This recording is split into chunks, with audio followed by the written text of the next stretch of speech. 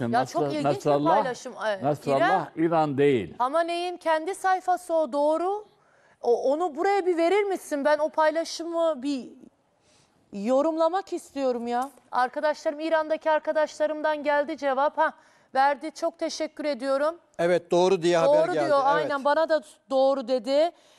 Hemen bunu vereyim. Gerçek hesabıymış. Gerçek hesabı İran'ın dini lideri Ali Hamaney dakikalar önce bir paylaşım yaptı. Bir dakika. Tam olarak çevirisiniz. 22 dakika önce bu paylaşımı yapıyor. Bakın, Hizbullah'ın saldırısı gerçekleştiği an Hamaney de bu paylaşımı yaptı. Diyor ki, Siyonist rejim, şurada yazan galiba o. Yukarıdaki de senin çevirttiğinde. Evet. Siyonist rejim bir hükümet değil, bir suç çetesi, bir katil çetesi ve bir terör çetesidir yazıyor bu paylaşımda. Hemen yukarıdaki etikette de şu yazıyor: teröristler çetesi. Evet. Doğru çevirdik değil mi?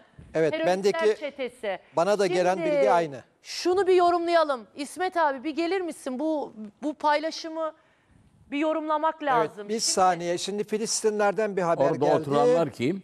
Kimmiş Masum Hocam, lütfen bana Hayır, bakın katkı oturanlar sunmanızı kim? istiyorum. Ben savaş hali mi? Şimdi bir dakika, maske var. Hepsinde maske var. Kim bunlar? Netanyahu mu bu maskede? Hayır. Ben anlayamadım. Ben gerçekten Bakın, bu maskelilerin tamamı Siyonist çetesi diyor. Yani şu anda İsrail'in arkasında olan ülkelerde, o ülkelerin arkasında olmasını isteyen cemaatlerin, lobiyi yapanların karşı suikast söz konusu. Bakın şu anda maskeyle resmedilen kim? o insanlar işte. Kimse. O cemaatin ileri gelenleri. Hülya, şimdi istersen bir... Ellerinde bıçak, silah. Tabii, yani onların hepsini çete diyor. Böyle gözüküyorlar ama Ön bakın. tarafta da masum bir kadın bebeğiyle beraber. Tabii ama bir savaş değil, bakın. Onların öldürdüğünü gösteriyor. O da diyor ki biz de karşı, şu anda bakın bizim Yunus'a bir soralım. Amerika'da ve Avrupa'da varsa muhabirimiz, bu cemaatlerin ileri gelenleri suikast endişesiyle evlerine kapanmış durumdalar. Evet, şimdi arkadaşlarım tekrar söylüyorum. Hamaney'in yapmış olduğu paylaşımda burada etikette teröristler çetesi yazıyor. Dünyadaki bütün Yahudileri tehlikeye paylaşımdaki Farsçada da İran'daki dostlarım da, arkadaşlarım var orada. Onlar da onaylıyorlar. Siyonist rejim bir hükümet değil, bir suç çetesi, bir katil çetesi ve bir terör çetesidir yazıyor burada. İran'ın dini lideri Ali Hamaney, Hizbullah'ın İsrail'e yapmış olduğu saldırı anında Hamaney de bu paylaşımı yaptı. Benim yorumladığım bu maskedekilerin hepsi Netanyahu ya. Benzemiyor mu bu maskedekiler? Netanyahu değil, Siyonist çetesi diyor. Tamam, çete. Siyonist Yani çetesi diyor kimler da, varsa. abi bu maskedekiler... Bakın, ben şu anda ama şu anda bana gelen haberi söylüyorum size. Onu Yunus'tan teyit edelim. Amerika'da ve Avrupa'da ileri gelen bu lobiyi yapan, hani para şeyi yapanlar karşı suikast yapacak endişesiyle evlerine kapanmışlar.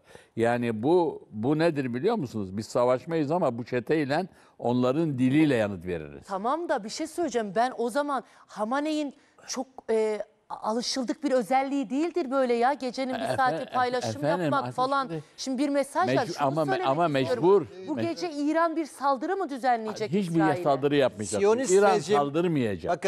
Bakın saldıracak, göreceksiniz. Efendim, neden saldırmaz? Yapmayın. Bakın, göreceksiniz. İran saldırmaz. İntikam yemini içtik. İran'ın saldırması için Rusya ile mutabakat sağlaması lazım. Çin'le mutabakat sağlaması lazım.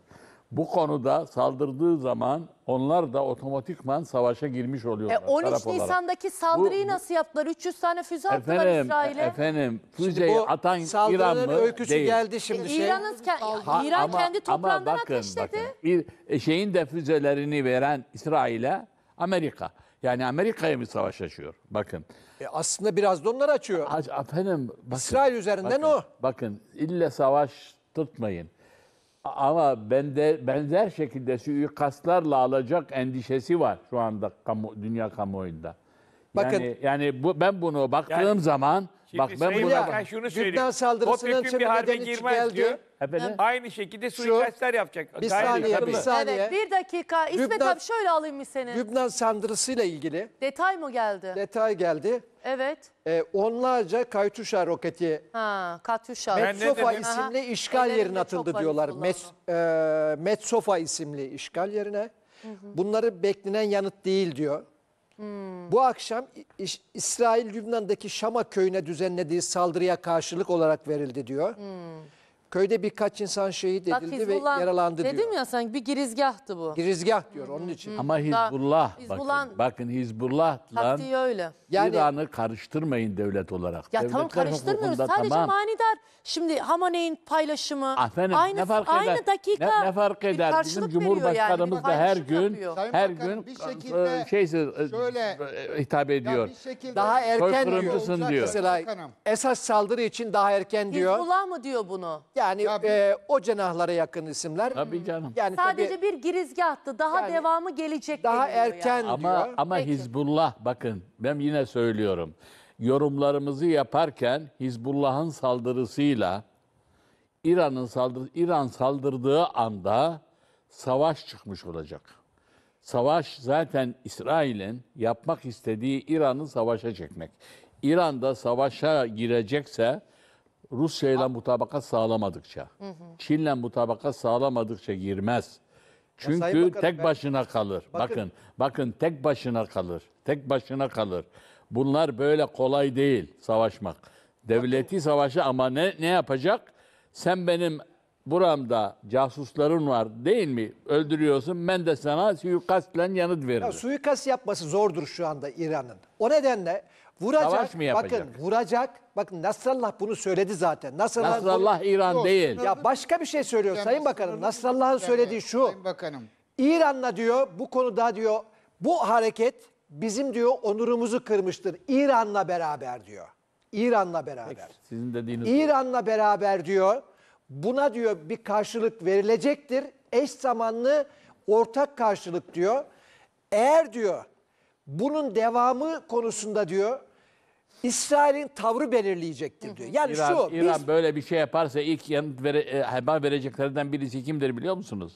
Kimdir? Rusya, Çin dışında Türkiye Cumhuriyeti'dir. ne diyecek? Bize de bilgi verecek. Ben artık İsrail'e saldırıyorum diyecek, savaş başlattım diyecek. Yani bu iş Hocam, böyle buyurun. o kadar kolay değil. Bu Bakın. arada Ya peki karşılık vermeyecek mi İran Savaş- şimdi buna? Verecek, suikast yoluyla verecek. suikast- ya da Bakanım, savaş Hizbullah ilanı yoluyla değil. verecek. Kendi vermeyecek. Kendi Ay, verirse kendi savaşa doğrudan girecektir çünkü artık İran Hayır, bugüne ben Bakan Bey haklıyım. Şöyle. Hayır hayır. Nisan Bakın, bir ayındakine dakika. benzer Efendim, bir dakika. cevap oldu. Hukuken açıklayayım mı? Bir Evet. dakika. Nisan Bir devlete Nisan ayındakine yapılmış benzer bir saldırı cevap.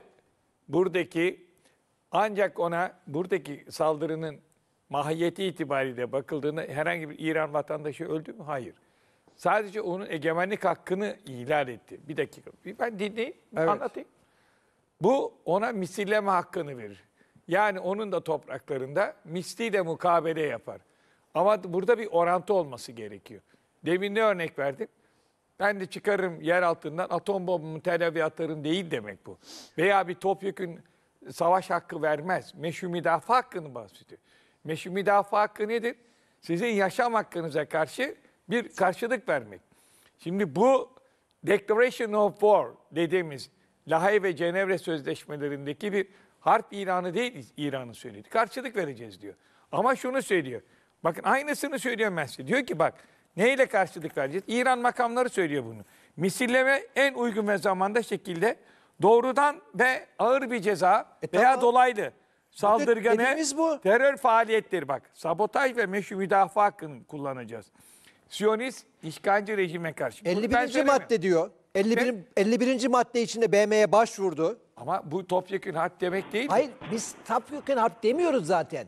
Ama vekillerimle de yapacağım diyor. Bak Hayır, bu çok eş önemli. zamanlı dedi. Vekil Bakın. güçler devrede diyor. Hamaney eş zamanlı ortak yanıt dedi. Nasrallah aynı Kıymetli şeyi hocam, söyledi. bakın. Yemen'den yapılan açıklama da aynı.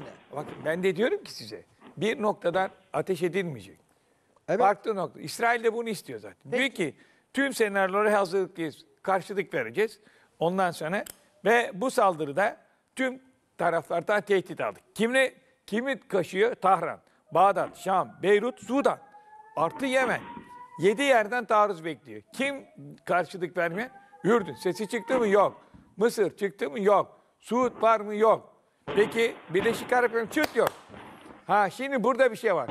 İsrail'in yanıldığı ne biliyor musunuz? Demin Fulya Hanım'a söyledim. Bakıyorlar ki Mısır hiçbir şey yapmıyor burada. İnsanlar ölüyor. Burasına geldi. Bu 100 milyon nüfusu, 110 milyon da hadi 10 milyon Kıpti Hristiyan var. Geçtiler sınırı. İsrail'e girdiler. Kim durduracak onları? Uçaklar mı durduracak? Denize dökerler adamları ya. Netanyahu yanlış yapıyor, yanlış. Hocam anladık. Yani mesele buradaki sorun şu. Mesela 13 Nisan mı? 13 Nisan tarzı bir yanıt verecek mi? Hatta daha güçlü bir yanıt verecek mi, vermeyecek mi? Bunu tartışıyoruz. Amerikan istihbaratına göre daha ne yapacak mesela? Farklı yerlerden füzeler atabilir. Ama bu savaş değil bak. Bakın bu İran diyor ki biz o savaşta özellikle ekonomik yerleri vurmadık. Sivil yerleri Şimdi vurmadık. boşuna konuşmayalım. Önümüzdeki 48 Bu arada, saatte göreceğiz. bu arada görüntüleri ekrana getirmeye devam ediyoruz. İsrail'in vurulma anı görüntülerini, Hizbullah'ın onlarca roket ateşlediği ve İsrail'in kuzeyindeki birçok noktaya Yani bu İran roketlerin tek başına hareket edemez. isabet